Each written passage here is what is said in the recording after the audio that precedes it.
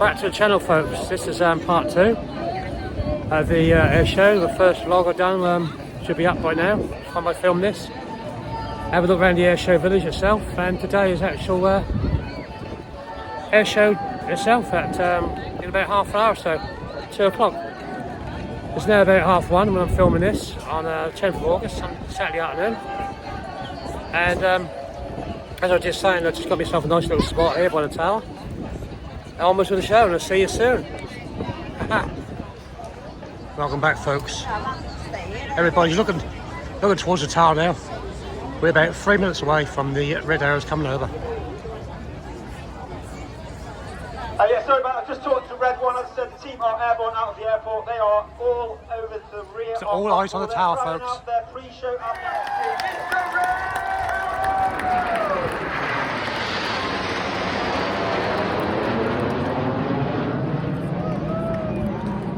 I said team arriving in our world famous Diamond 9 and our trademark red, white and blue outside the back.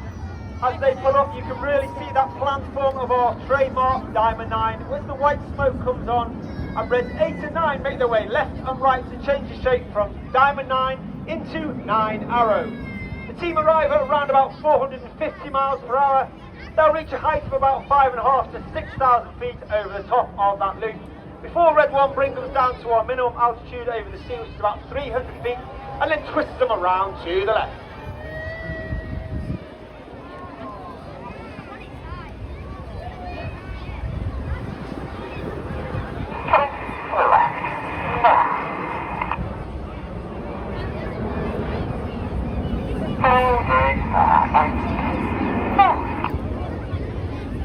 Leading the team this year, we have a new Red One, a new team leader for 2024. That's squad leader John Bond, known as Bondi. Bondi is a former Typhoon pilot and a former qualified flying instructor on the Tucano, where he was the Tucano display pilot in 2012. There are actually 11 pilots on the Red Arrows. You have Reds 1 through 9 displaying for you today. And then myself, Red 10, former Tornado GR4 pilot, former qualified flying instructor on the Hawk T-Mark II. I fly the spare jet everywhere and also do some photo chasing. But of course, we are commanded by Wing Commander Adam Collins, Red 11, former Tornado GR4 pilot, and they flew the F-111 while on exchange with the Royal Australian Air Force. The team changed formation.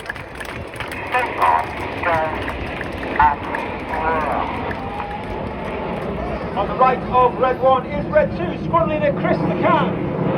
Chris is in his first year on the team, and uniquely he was taken from training and straight into an instructor role on the Tucano. After which he then joined the world famous 617, the Dam Busters Squadron, 450 miles per hour. The expertise of the pilot showing maintaining formation in a looping manoeuvre. But not only that, we make it even more difficult as we change the shape from Concorde into Cygnus. The aircraft now slowing to over 120 miles an hour at the top of that loop, 5,500 feet up. The controls being a lot less responsive. The pilot's working extremely hard to maintain that formation. Conversely now, this aircraft is starting to accelerate to 200, 300, 400 miles per hour as Red 1 brings the Cygnus formation around to the left.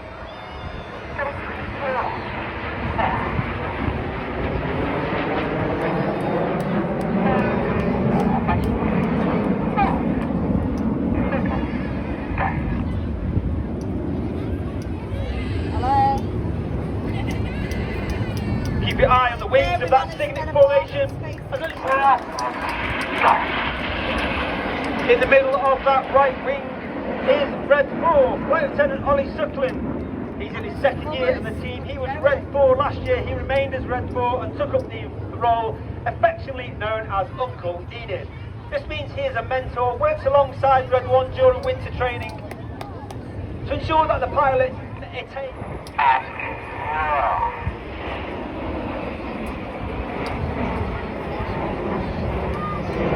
On that front row on the left-hand side is Flight Lieutenant George Hodney. Red 5 in his first year on the team. He's a former Typhoon pilot, having flown operations over Syria and Iraq, as well as the Eastern European Air Policing Patrol in the face of the aggressive Russia. First on the rest of the formation, but watch for that colour change as Red 1 brings the team around down the line. In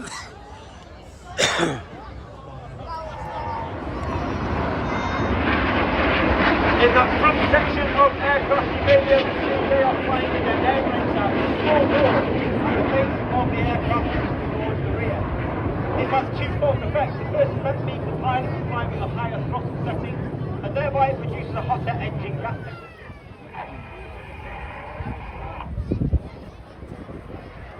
As we go into the second half, you'll now see a manoeuvre not flown since 2003. Get your cameras ready. It's the 5-4 split.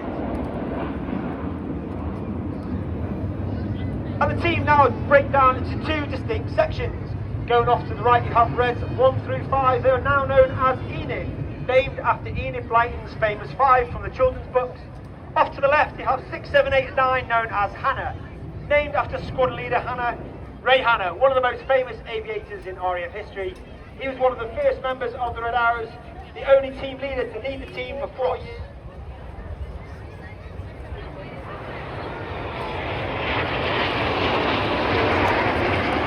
Keep your eye on Enid to the left-hand side. The Red Arrows were formed in 1964 with our first public display. The Red Arrows continued to fly the night right the way up until 1980, when we took control of the Hawk T-Mark-1. This is the aircraft that we still fly today. The Hawk itself is 50 years old this year. She's an extremely agile and extremely fun aircraft to fly. One of the favourites of all the pilots that fly her.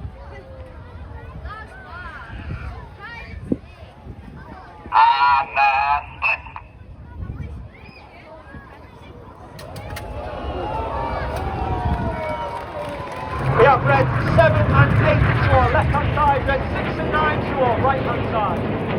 Hannah section and the synchro pair are led by the synchro leader, that is red 6, Flight Lieutenant Stuart Roberts. Off to our right, smoking white. Red 8 and 9 going up vertical, and red 6 and 7 staying flat. Red 6 to our left, red 7 off to our right. Red 7 is squad leader Tom Hansford. Tom is in his second year on the team. He was red 3 last year. He's a former Typhoon pilot, former qualified weapons.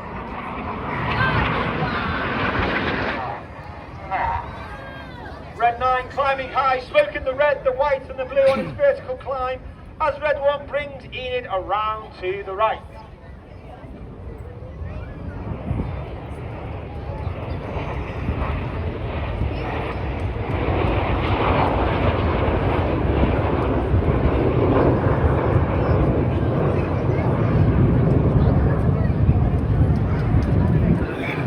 As Enid leaves to our front left-hand side, look directly to your front. You can just about see the synchro pair running in. Red 6 leading red 7. Ladies and gentlemen, boys and girls, get your cameras ready. This is the one you do not want to miss. The smoke comes on for the world famous Synchro Heart.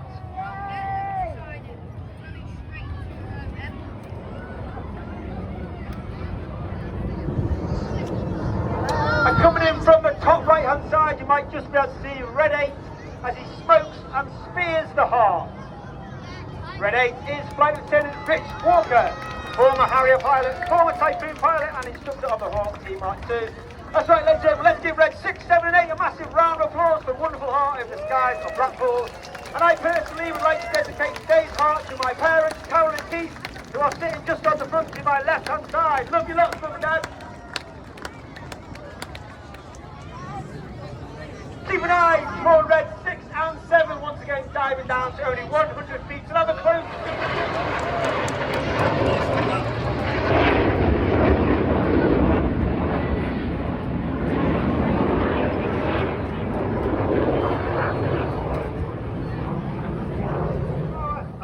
Red 1 will twist them around to the right. Once again, get your cameras ready for the Vixen. Vertical!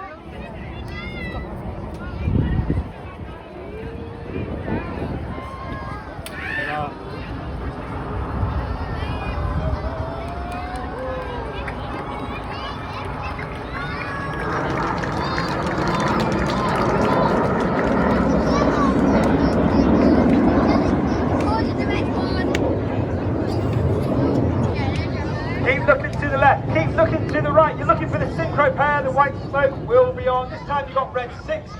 from the left, red 7 coming in from the right. Once again, down at only 100 feet, close speed up to 900 miles per hour. They'll pass each other within only 100 feet, wing 6 to wing 6.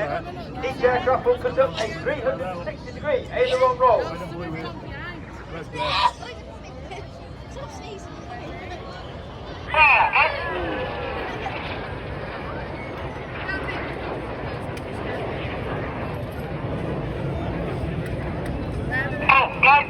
Pull, go is the call from red 6.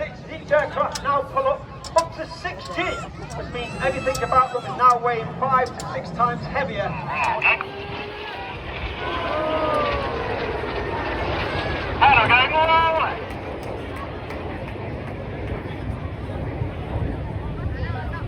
As the synchro pair once again leave to our rears, look to your front right hand side, just over the top of the lifeboat.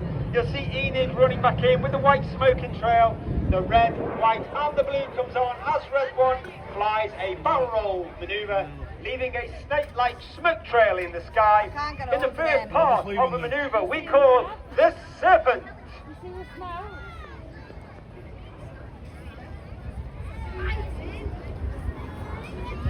As the team come past, you can really see our world famous red, white and blue. That red, white and blue is only capable due to the smoke pod, which is the small tank under the belly of the aeroplane. That smoke pod is capable of producing approximately 5 minutes of white smoke, 1 minute of red smoke and 1 minute of blue. That pole right there, that's a nightmare. That big pole is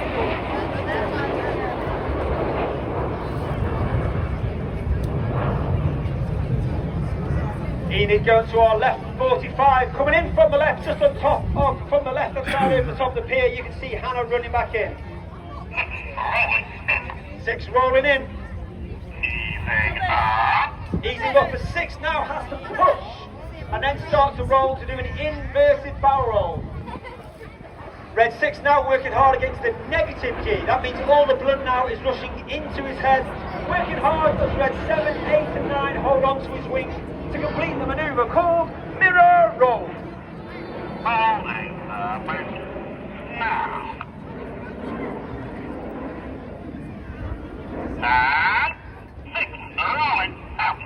And the manoeuvre finished by a rollback conducted by red 9 on the left and red 8 on the right. Look to your left hand side and you can see Enid running back in once again over the top of the pier. The smoke coming on from Enid. 2 and 3 roll goers. 2 and 3 roll to the outside. Clear goes. Reds 4 and 5 roll to the outside. In one of the hardest manoeuvres for our new pilots to master this year, this is the rollbacks.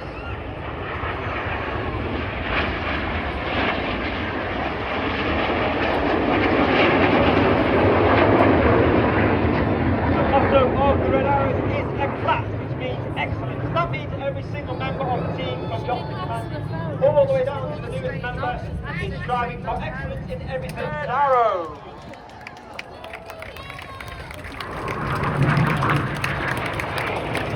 But the show's not over. Keep your eye on red 6 and 7. Once again, they'll pop up to approximately 1,000 to 1,500 feet. They'll turn hard back towards the display line for their final manoeuvre of the show. Back down to that 100 feet, that closing speed of over 800 miles per hour. Each aircraft performing this dynamic barrel roll for the colourful and dynamic synchro double roll.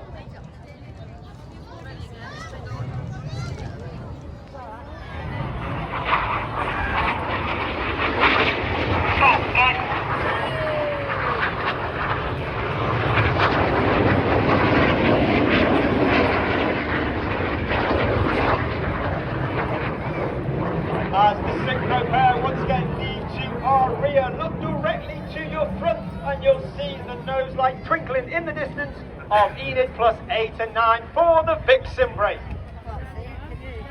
Right in the middle there, can you see it down there? Blackpool, it's been an honour and a pleasure. Please put your hands together for the 2024 Royal Air Force c.r.a.p.Box team. It's the Red Arrow!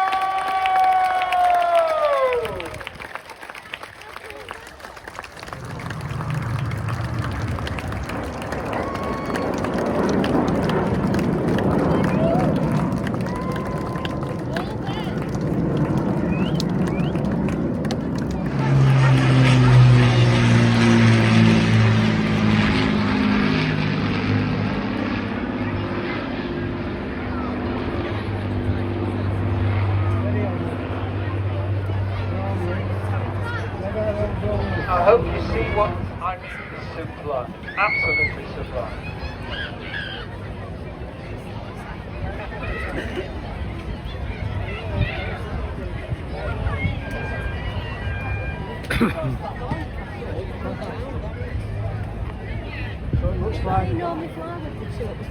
Ladies and gentlemen, you're not going to get much out of me while this aeroplane performs. This is PA-474. It was built at Harton, near Chester, in May 1945. Saw no operational service. Perhaps because of that, it graces our skies today.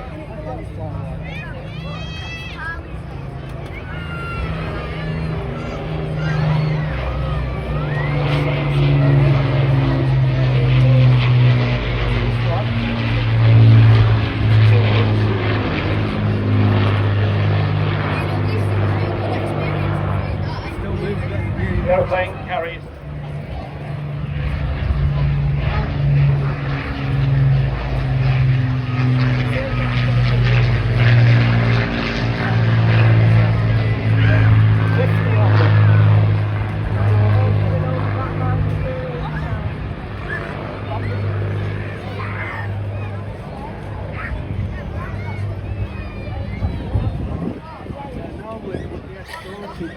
keeping aircraft such as this flying is a gargantuan task.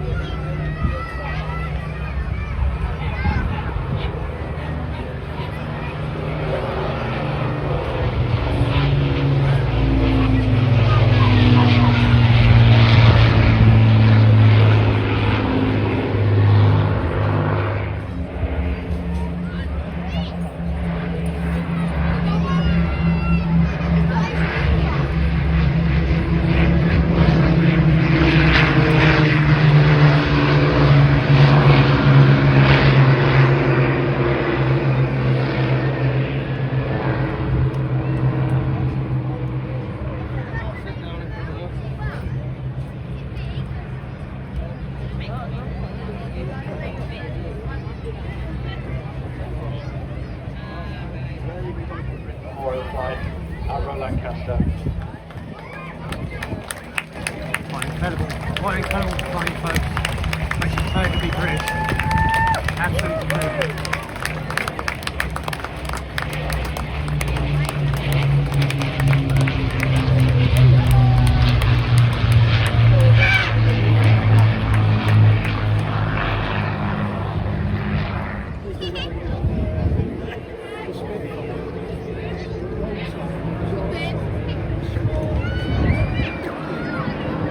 As Squadron Leader Graham Muscat was saying, Red 10, formation flying is about following the leader.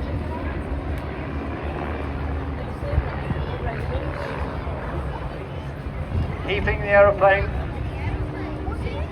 the dance in the choreography of 3 dimensions in front of you. Just like the Reds, the Ravens can break.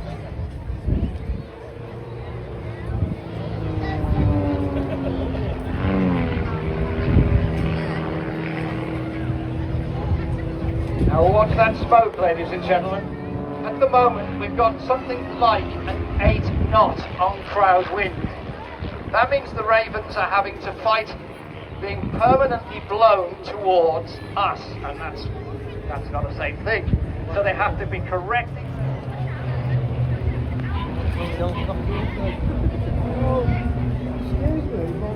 Raven 1 is Simon Sid Shirley, ex-Royal Air Force fast jet, including Tornado F3s and service in the Balkans in 1990s.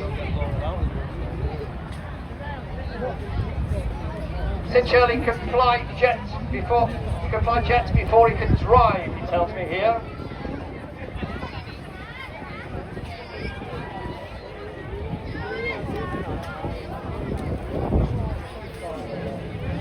As the duo enter another roll, Raven 2 is Pete Wells, self-confessed air junkie.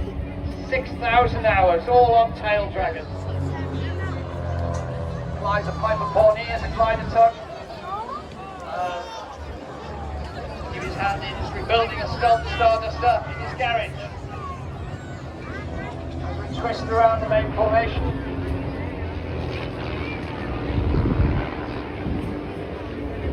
Raven 4 is Gerald Williams, who is originally a professional rugby player. You meet him, you will know that. Wales, New Zealand, South Africa. Very experienced former on ex-military jets. He's flown the L-39, we saw earlier. Raven 5 is Russ Eatwell, learned to fly gliders at 11. He's ex-Fleet Air on Sea Kings, Sea Harriers, and has 60 combat missions to his credit over the Balkans. Back on the stick, here goes the brake.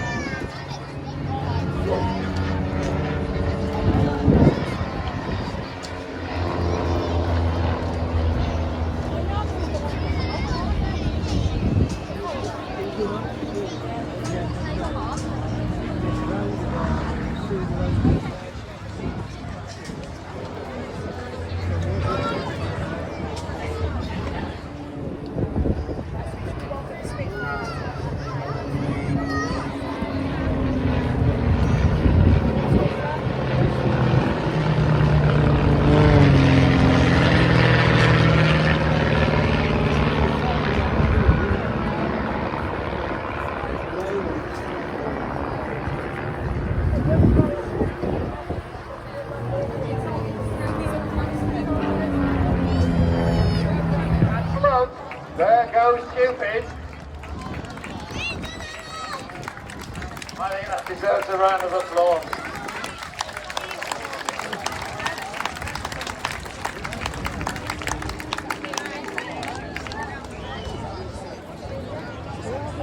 Meanwhile, the north.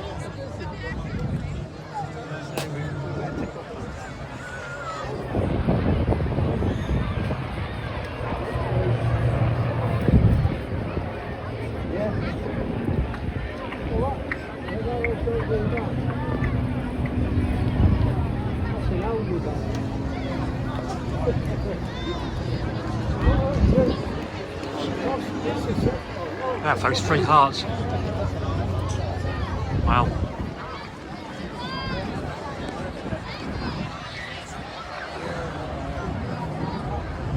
And now we begin a tail chase to form up.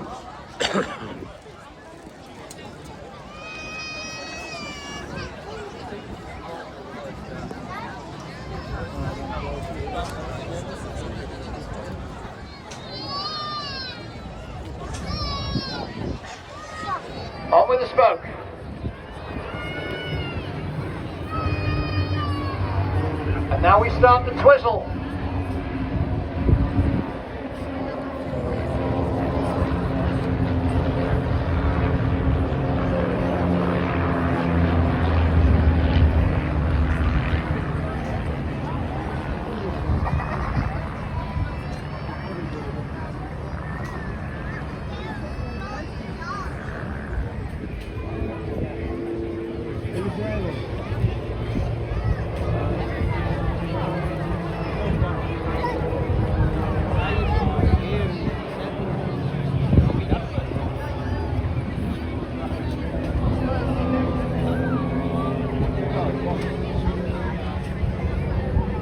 Here comes the brake.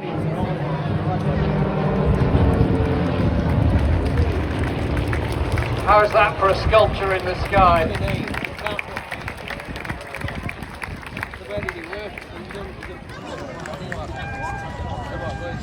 Giving it a power ratio more than the weight of the aircraft. So this That's very loud, folks. can become a helicopter if it feels like it. It can climb vertically and it can hover. You heard it here first.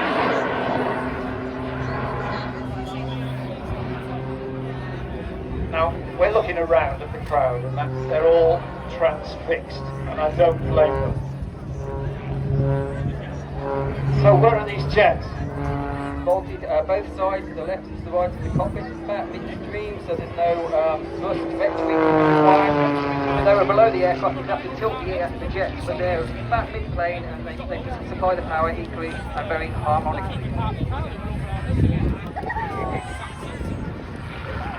And I take it we're looking at a unique aeroplane. Richard wanted to bring a unique aircraft to the air shows. The audience wants to see something different. So over the last 4 years, we've developed an aircraft which is completely and totally unique for you people here today.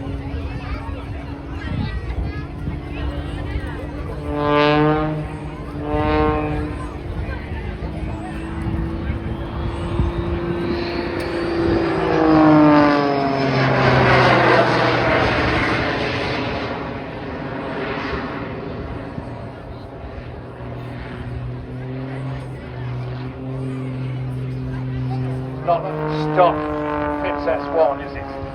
It's S2E, and there's nothing. The wings are modified, the tailplane is modified, the wing is modified, everything is modified.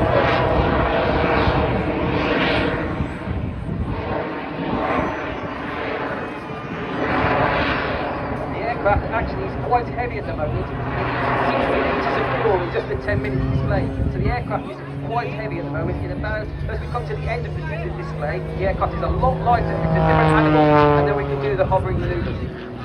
Colin, you were telling me about three fuel tanks. Indeed, we have obviously aviation jet fuel for the turbine engines on the aircraft. We have the avgas, the gasoline for the petrol engine, but we also need another tank for the smoke alarm to create the smoke. And you get all of that inside such a diminutive biplane. It's a very complicated aircraft. It's like a micro brewery in there.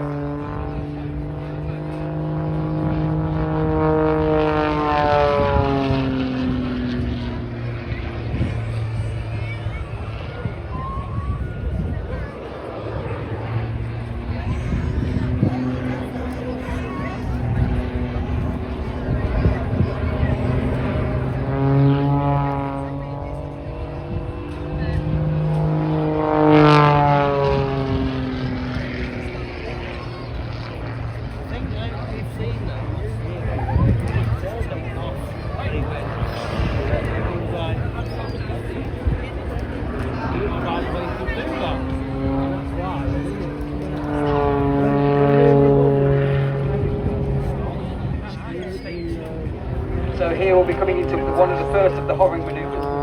The aircraft will be slowed to a very high alpha altitude, and then the aircraft will be virtually stationary in the sky.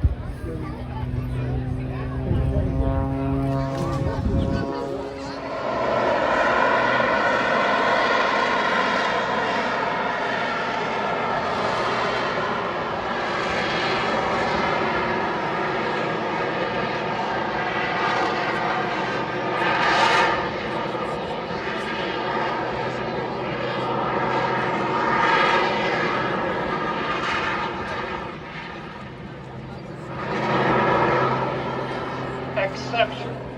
There is another aeroplane later on in this display that can do that sort of thing, but it costs billions. Yes, so this is developed by Richard himself, but obviously already an effort along with really work with that. But yeah, this is his own project. He's a man. This aeroplane is, in one, satisfying and challenging. It's challenging because it's quite a new aircraft, therefore we have to study and monitor all the safety aspects of the airframe as it comes to its start. It's quite a high stress load.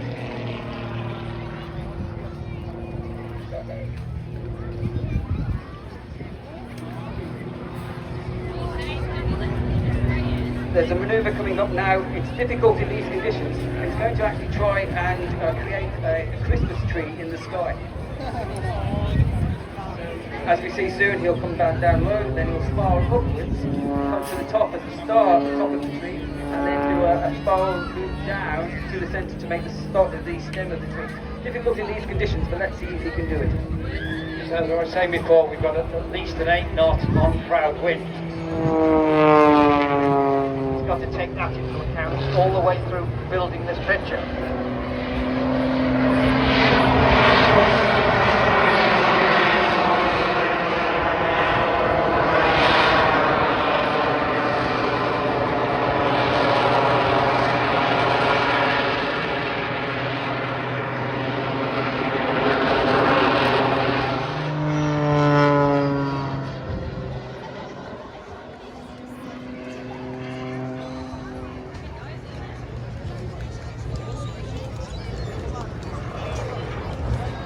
So as you see, that's the base of the tree, and you'll now climb with full thrust of the engines, try and come to a halt at the top, from the star and the rest of the tree.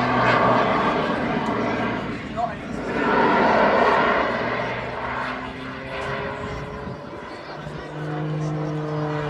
And then when it comes to a halt at the top, you'll then do a flat spin to get the trunk of the tree.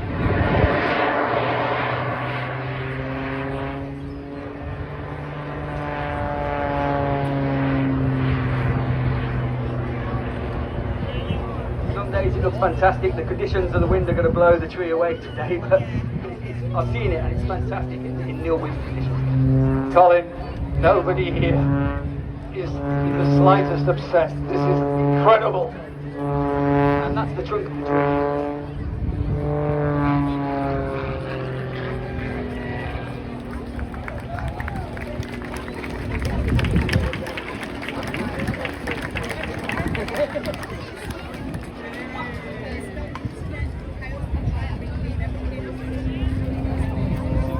Plain sailing Catalina. Come to Catalina folks. This is flying boat. It's pretty cool.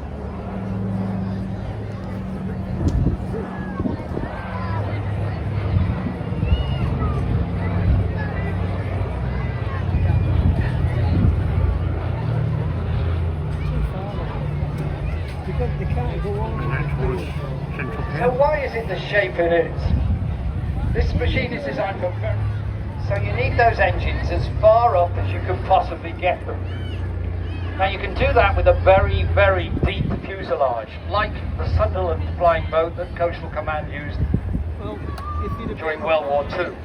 But here you can see what they've done is put the wing up and the engines up as far away from that boat-like hull by putting them on a very large pylon, giving it a unique shape. So when she touches down in the water, and she will not be doing that today, ladies and gentlemen, those propellers and the engines are as far away from the spray as possible. As you come back to ground, you'll see that behind the wing on the fuselage are two very large bulbous observation areas. As from the wingtips down come the tip floats that give the aeroplane balance in the water.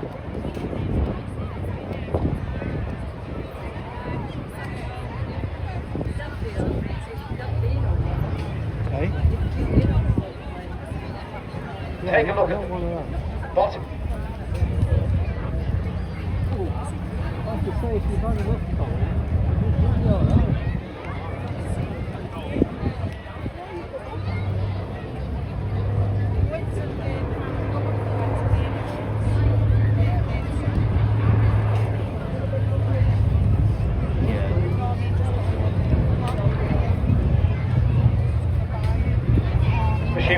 by Canadian Vickers in Quebec.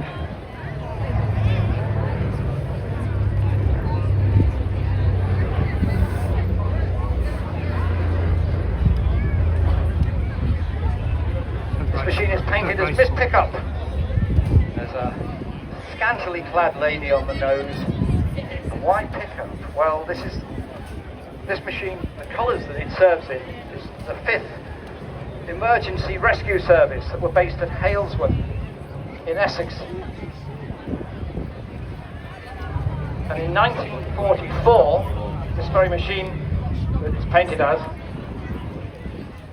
was trying to rescue a P-51 Mustang, of which you will see one later. Pilot was in the water and a RA.P.1 couldn't take off. I take back the 1944, March 1945. This, having squandered in the water for some time, the aeroplane saw an amazing aircraft go overhead, sounding a bit like the jet pits that we saw before. It was a Messerschmitt 262, twin-engine jet of the Luftwaffe, which promptly shot the Catalina up and sunk it. Suddenly, the rescuers and the rescued needed rescuing.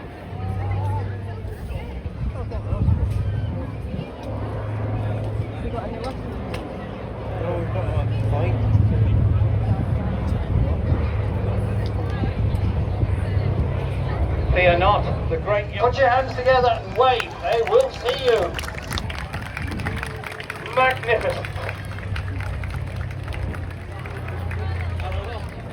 Next up, folks, we have the Rolls-Royce Heritage Flight. Beautiful planes.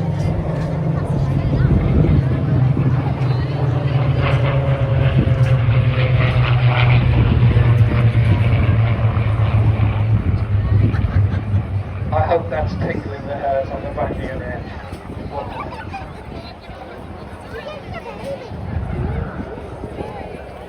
Flying the Spitfire today is Graham Pemberton and the Mustang Alistair Williams.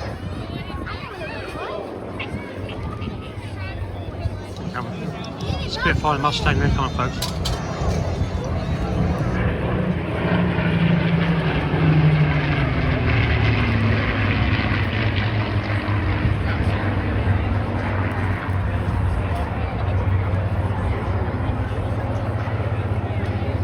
So, our two split. So I'm not touching next door, to say, I just wanted to check.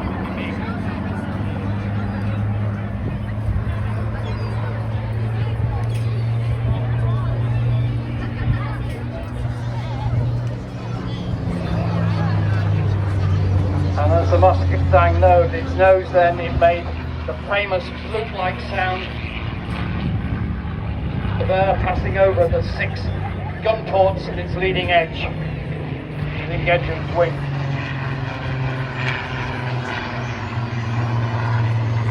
Our Spitfire Mark.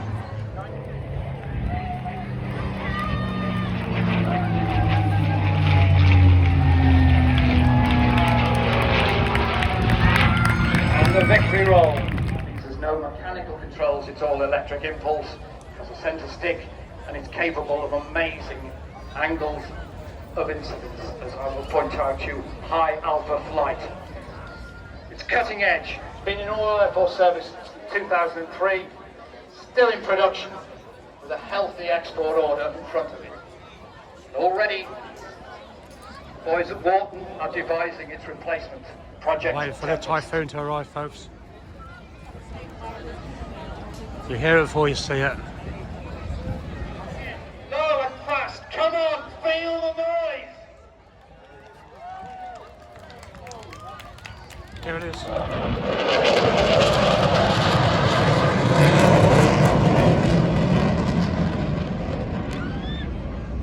I love it.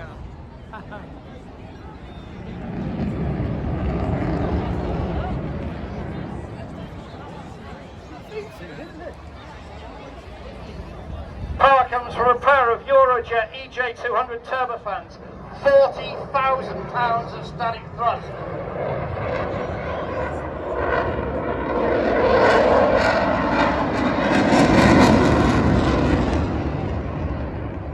Now my mathematics, which is never good, tells me that the Typhoon has the power of 24 Spitfires.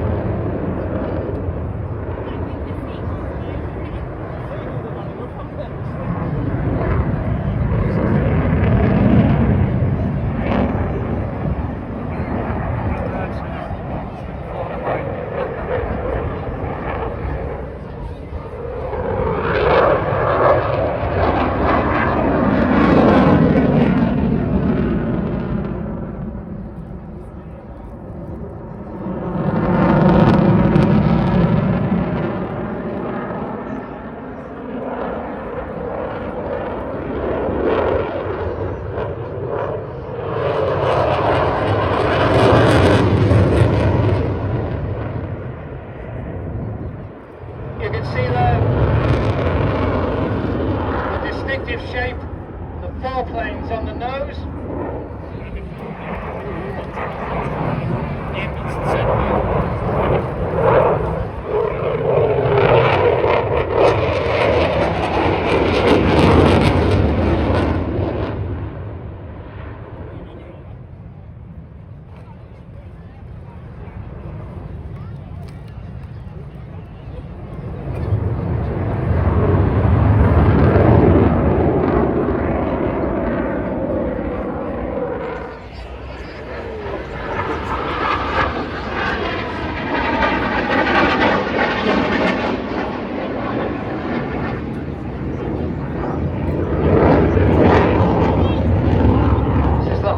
I was talking about. Totally fly-by-wire controls. It can do things that no other aeroplane can do.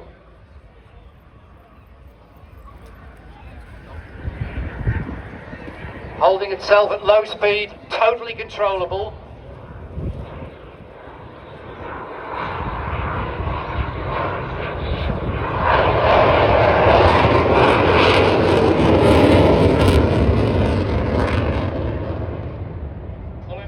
By putting the torches on the afterburner.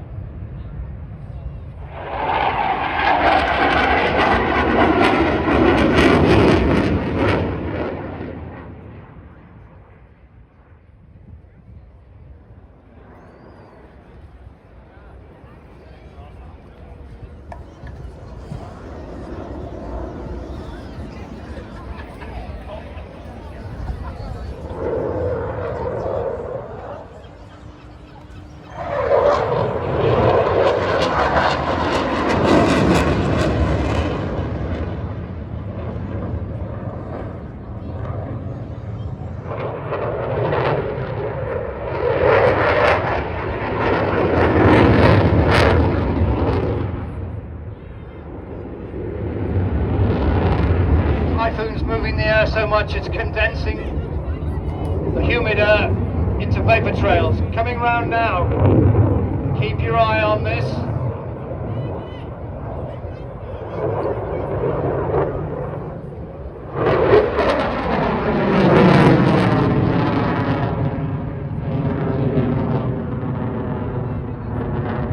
Now you've seen that departure before, Turbo, that's brilliant stuff.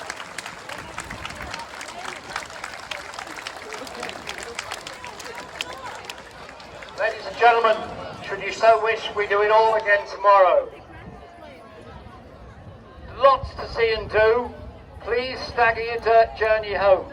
Lots of people say, he told me to stagger on the way home. That's not what I'm saying. Stagger your journey home. Take your time. It's a wonderful evening. I have one more task for you.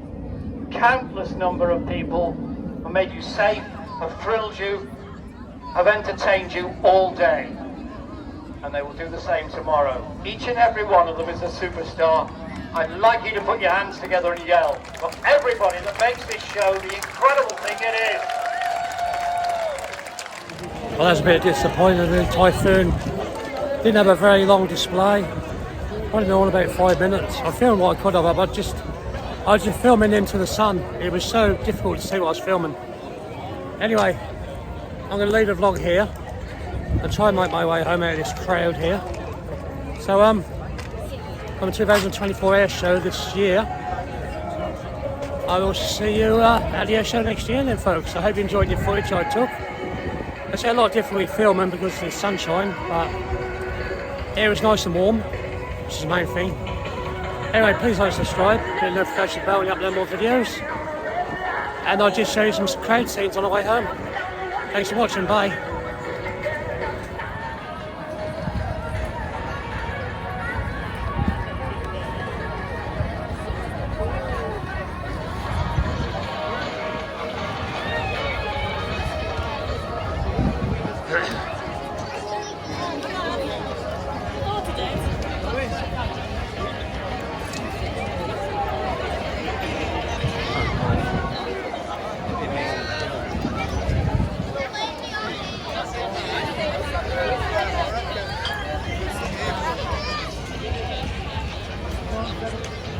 Please see, look.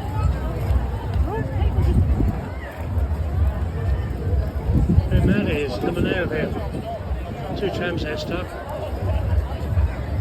Armed police. Mad. Oh, it's walking up the tram tracks, bugger.